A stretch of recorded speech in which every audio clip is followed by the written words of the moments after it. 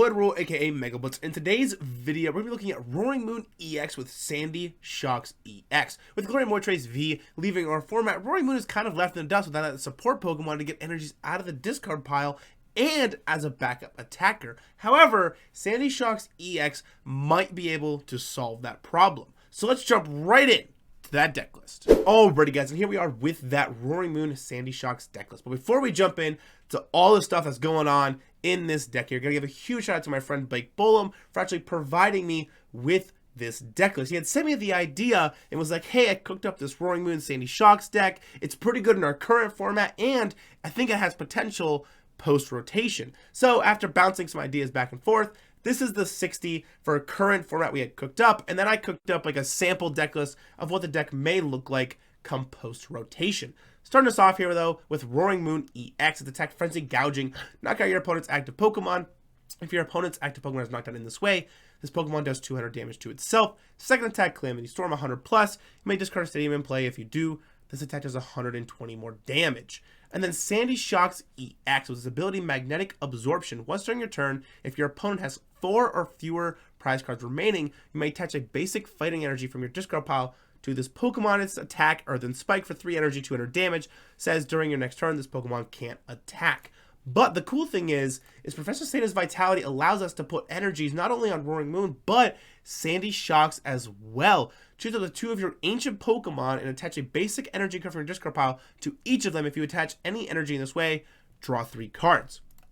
And then, of course, we got Morpeko in there for a single prize attacker, free pivot if we need it. Mew EX as just like a tech Pokemon for the restart ability, its genome hacking attack, and free pivot as well. Radiant Greninja to be able to conceal cards. Squawkabilly for that Squawk and Seize to kind of get set up and stuff.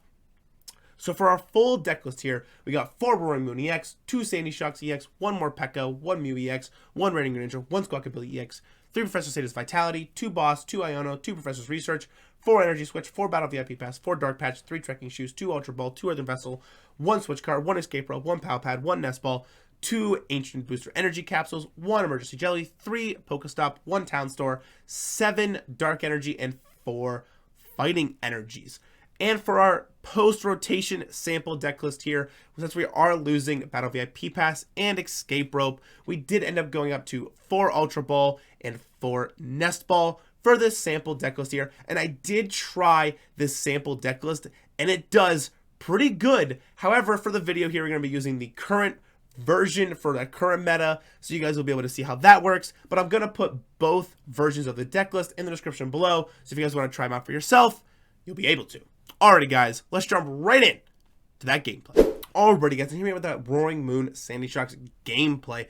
At our coin flip here, our opponent does pick Tails. Now, we want to attack first almost always when playing Roaring Moon. We have nothing to evolve, and with Roaring Moon being a really fast and really aggressive deck, we're trying to just take prize cards as fast and as efficiently as we possibly can. So we got a pretty good starting hand here, and our opponent unfortunately does have to mulligan here.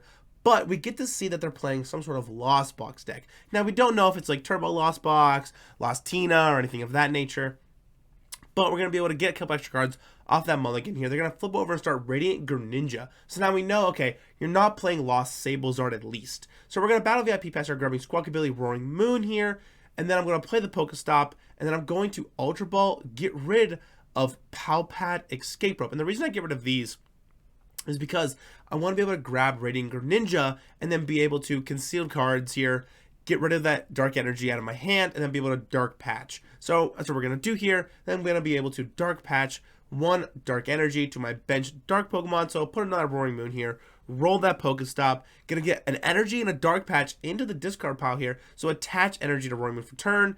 Dark Patch, put the energy onto another Roaring Moon here, be able to switch card into our free pivot Morpeko, and then Squawk and Seize to get 6 cards.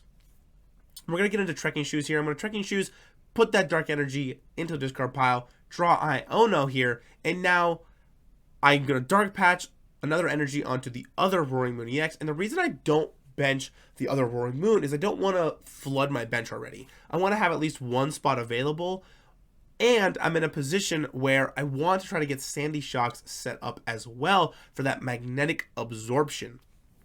So they're going to be able to roll PokéStop here, get Pokégear Super Rod, conceal cards, discarding a Grass Energy, draw 2 cards, play Colress here to start trying to get cards into the Lost Zone. So they're going to put 3 cards in their hand, 2 into the Lost Zone here. Now, if they're able to go Comfey with 2 Flower Selectings and then attack with Cramorant, that's going to be pretty good for them because they'll be able to KO this Morpeko.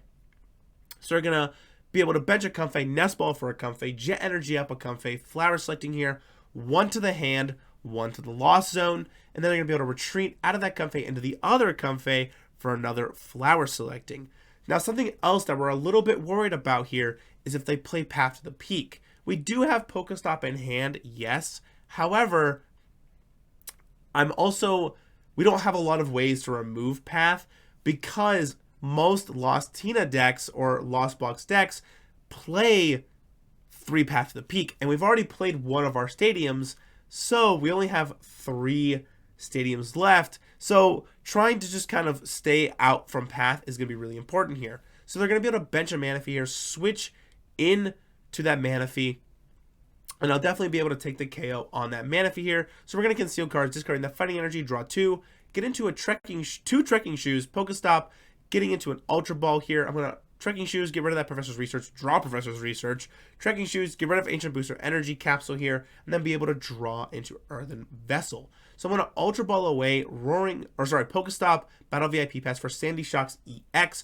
bench that Sandy Shocks, be able to Earthen Vessel, get rid of that Professor's Research to get 2 energies into my hand. Now, the reason that I get rid of Professor's Research here is because my opponent is at 9 cards, and I kind of want to disrupt them a little bit by playing this Iono. So we're going to attach the Fighting Energy to that Sandy Shocks, play the Iono, both of us shuffle hands, bottom of the deck, we both draw 6, and I'm like, okay, we're in a pretty okay position here. So retreat out of Morpeko, then be able to Calamity Storm here, and I am going to choose to discard PokéStop. And the reason I choose to discard PokéStop here is because I'm going to force them to not only have to find Super Rods or Mirage Gates or Switch cards, I don't want to just give that to them. So if they roll the PokéStop and they get a Switch card or a Switch or Mirage Gate or Super Rod, well, that's just free cards for them, and I don't want them to have access to it. So they're going to get sealed cards here, draw 2 cards, be able to play Colress here, trying to get to 10 cards in the Lost Zone as fast as they possibly can so they can start setting up for that Star Requiem with that Giratina V-Star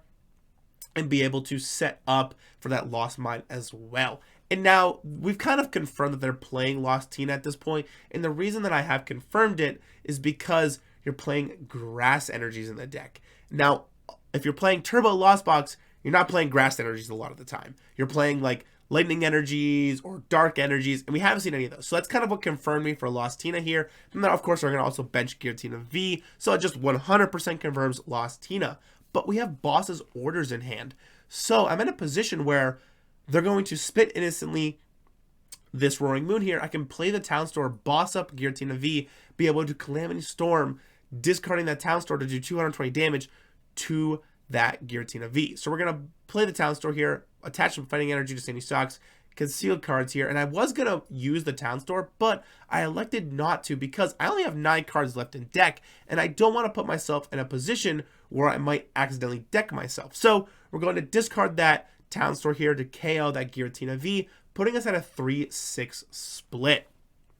Now, I also get Mew EX off of my prize cards, which can be a really good card and a really good pivot if they end up Lost Mining, KOing my Morpeko or something of that nature. I'm going to need another free pivot or a free switch out. And if they end up Roxanne or Ioning us, that restart ability might be able to come in handy. So they're going to be able to play Colress here, Flower Selecting, get themselves to 10 in the Lost Zone to set up for Sableye this turn. Now, they could also just put all 12 damage counters on our active Roaring Moon, taking 2 prize cards and really slowing us down. But if they end up doing that, then that allows me to bench the Mew EX to be able to just start with that restart ability if I need it, have another free pivot, and access to that Genome Hacking attack, because Genome Hacking copying Lost Impact will KO Giratina V-Star, Genome Hacking copying Moonlight Shuriken can be really important if they don't have Manaphy on their bench as well. So they're going to bench that Sableye here, and then they're going to be able to Mirage Gate, putting a Psychic and a Grass Energy onto their Pokemon. Psychic to the Sableye, Grass to the Comfey to be able to retreat into the Sableye here. And we did see that they are at 11 in the Lost Zone, so Lost Mine is online here. But the nice part is we're not afraid of Roxanne or Iono because they already played a supporter this turn.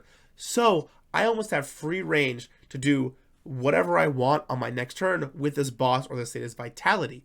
But like I said, playing Status Vitality can be a little risky because if they go like play Path to the Peak, Iono me, it might put me in a position where I just lose. Or Iono, or Roxanne Path, sorry.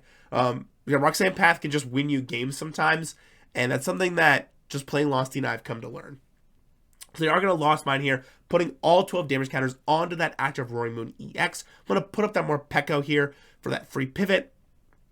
And then I'm going to be also to have access to Magnetic Absorption this turn. So I'm going to Earthen Vessel, discard Battle VIP Pass, get 2 Dark Energies, kind of flick through and see what I have access left.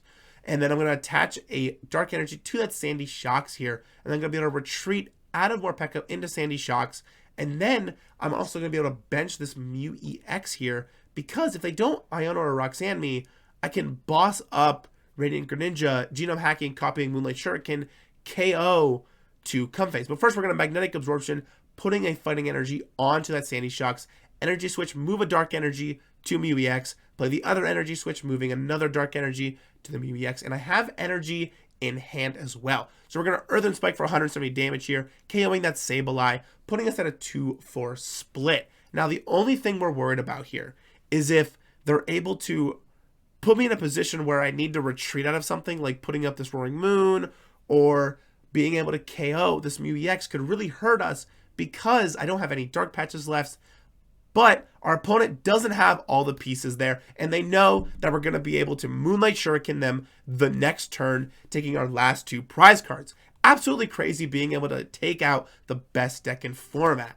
Alrighty guys, let's jump right in to that outro. Alrighty guys, that's going to do it here for our Roaring Moon Sandy Shocks deck. Able to pick up the win there against the best deck in format, Lostina. And I'll make sure to put the current meta deck list in the sample post-rotation deck list in the description below, so if you guys want to try it out for yourself, you'll be able to. And if you're enjoying the kind of content I've been making for the channel, don't forget to leave a like, smash that subscribe button.